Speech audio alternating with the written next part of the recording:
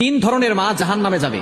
সকল মাই কিন্তু সকলের কাছে দামি, কিন্তু এমন কিছু মা আছে যে সকল মায়েরা সন্তানদের মাঝে ঝগড়া ফাসাদ সৃষ্টি করে দেয় এবং তারা নিজের স্বার্থের জন্য এমন কিছু কাজ করে যেটা আল্লাহ পাক রব্বুল আলামিন পছন্দ করেন না, নবীজি সাল্লাল্লাহু আলাইহি সাল্লাম পছন্দ করেন না। এমন কিছু মাও আমাদের সমাজে আছে যে সকল মায়েরা সন্তানদের উপরে এমন কিছু কাজ করে যার কারণে সন্তানের ভবিষ্যৎ নষ্ট হয়ে যায়। সুতরাং এ বিষয়ে আমাদেরকে অবশ্যই সতর্ক থাকতে হবে।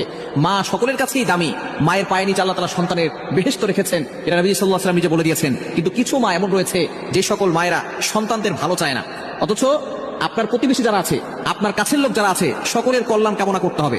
তবে তিন ধরনের মা, এক নম্বর হচ্ছে যেই সকল মায়েরা নিজের স্বার্থের জন্য ছেলে অথবা মেয়ের সংসার নষ্ট করে দেয়। বর্তমানে অনেক মা আছে মেয়েকে কুপরামর্শ দিয়ে স্বামীর থেকে সংসার নষ্ট করে দিয়ে স্বামীর থেকে বিচ্ছিন্ন করে দেয়, স্বামীর থেকে আলাদা করে দেয়। এই সকল মায়েরা অবশ্যই জাহান্নামে যাবে, কেননা তারা একটা সংসার নষ্ট করে দিয়েছে। স্বামী স্ত্রীর সম্পর্ক হচ্ছে মহব্বতের সম্পর্ক।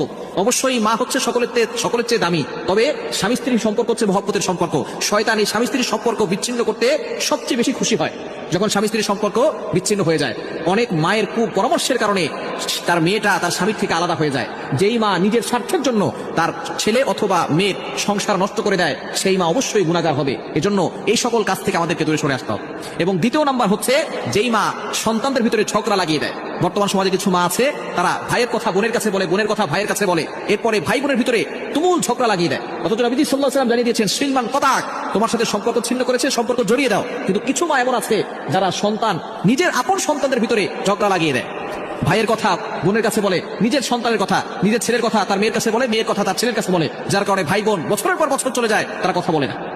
এই দুইজনের ভিতরে ঝগড়া লাগিয়ে দিয়েছে মা। সুতরাং এই সকল মা যারা একজন আরেকজনের ভিতরে ঝগড়া লাগিয়ে দেয় এবং ভাই বোনের মতো যে মধুর সম্পর্কটা নষ্ট করে দেয়, সেই সকল মারা অবশ্যই গুনাহগার হবে। এই সকল মা থেকে আমাদেরকে সাবধান হতে হবে। ভাই বোনের ভিতরে ঝগড়া লাগলে মায়ের কাজ হচ্ছে সে মিলিয়ে দিবে, কিন্তু যে সকল মায়েরা আরো ঝগড়া লাগিয়ে দেয়, ঝগড়া আরো বড় করে দেয়, বছরের পর বছর চলে যায়, ভাই তার বোনকে একটা ফোন দেয় না, বোন তার ভাইয়ের খোঁজ খবর নেয় না। সুতরাং এরকম যদি সম্পর্ক বিচ্ছেদ করে